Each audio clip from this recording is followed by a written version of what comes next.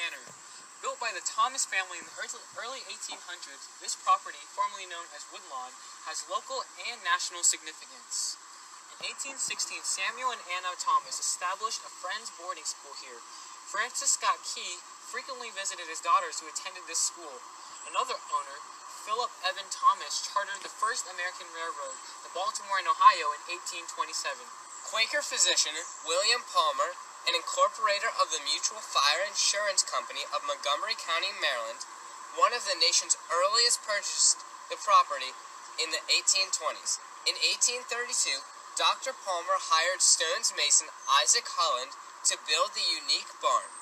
The property remained in the Palmer family for the next century. In the 1940s, Woodlawn Manor became McKeever Estate until the MNCPPC purchased it in the 1970s.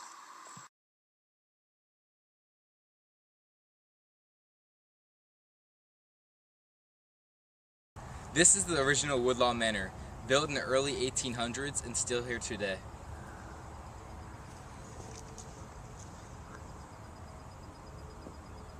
The original intent of the Woodlawn Manor was to be a private school for little children. Schooling probably went a little something like this.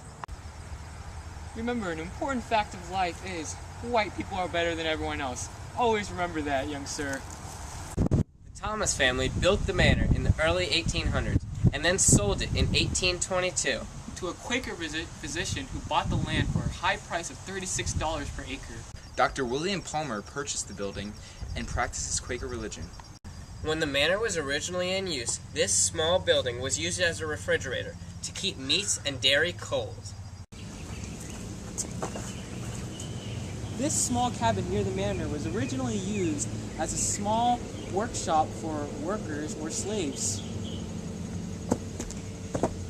Later, the log cabin turned into an area for housing. This, as you can see from the building, it was very small and could only accommodate to one guest at a time.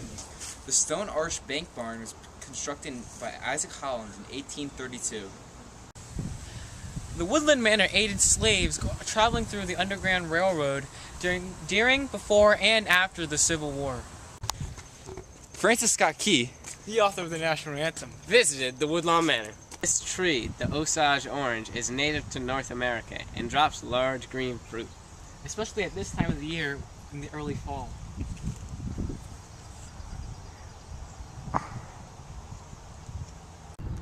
Nowadays, horses and police facilities are on site.